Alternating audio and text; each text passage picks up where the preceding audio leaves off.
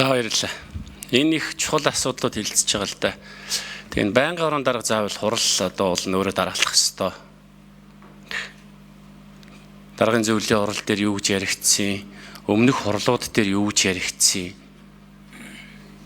Тэгээд байнгын орон дарга уул нь одоо энэ чинь бас хоёр дахь болж байгаа. Тэгээд одоо өөрөө ямар ч ажилтай байж болно л доо. Тэгээд ийм чухал ажлууд асуудлуудаа бол өөрөө байж дараалах ёстой л доо.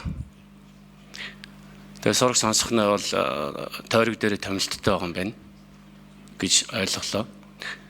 Ийм одоо би ч энэ байнгын орогчийг олон жил даргалсан л та. Тэгээд энэ их том чухал асуудлуудыг бол байнгын орон дарга өөрөө энэ ч өмнө хилцүүлж исэн одоо энд хуралд бэлтгэж хууль зөрчсөн асуудлыг оруулахгүй байх эрхтэй шүү дээ байнгын орон дарга. Хууль зөрчсөн асуудлыг бол байнгын орон одоо хилцэхгүй байх бүрэн боломжтой. Тэгэхээр энэ байнгын орон дарга байх үед нь хилцэх нь уулын зөвдөө. Тэгэл энэ хурал явж байгаа процессыг харахад ингээд 30-40 минут хоцордог. Ийм байдгүй л байсан юм да 76 байхдаа. Тэгээ одоо айгүй бол 100 энэ чи бүтэн цаг хоцрох нь шүү дээ айгүй бол. Тэгэхээр ийм зүйл дээр анхаарах хэрэгтэй байна. Одоо хин мега зөвлөх юу гэж үзэж байгаа юм.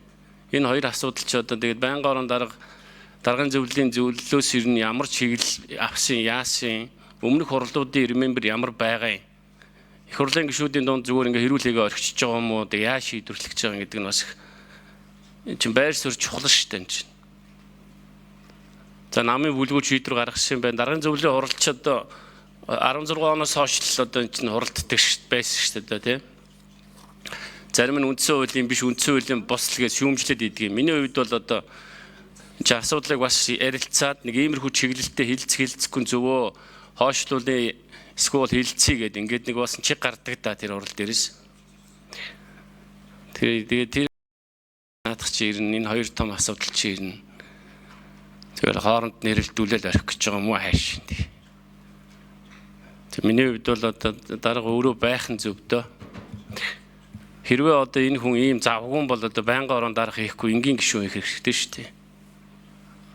Байнгын оронд ялангуяа эдийн засгийн байнгын орон дарга бол мөнхийн хуралдаанд сууж явах ёстой. Ямар ч асуудал дээр хариулахад бэлэн байх ёстой шүү дээ. Эдийн засгийн холбоотой асуудал гэж байхгүй, холбоогүй асуудал гэж. Тэгэл өглөө чуулган эхлэн орой тартлан суугаал явдаг л байсан. Өвдсөн зовсон ч гэсэн тэгэл одоо бүтэн суугаал бүтэн хариулал явдаг л байсан. Тэгээд одоо тийм биш л болж байгаа харагдаж байна л да. За энэ санаа зовж шүү.